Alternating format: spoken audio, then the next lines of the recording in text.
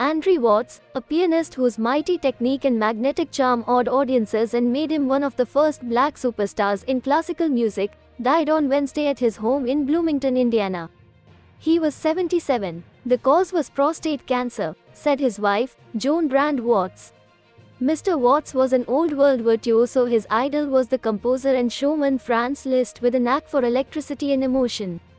He sometimes hummed, stomped his feet and bobbed his head while he played, and some critics faulted him for excess.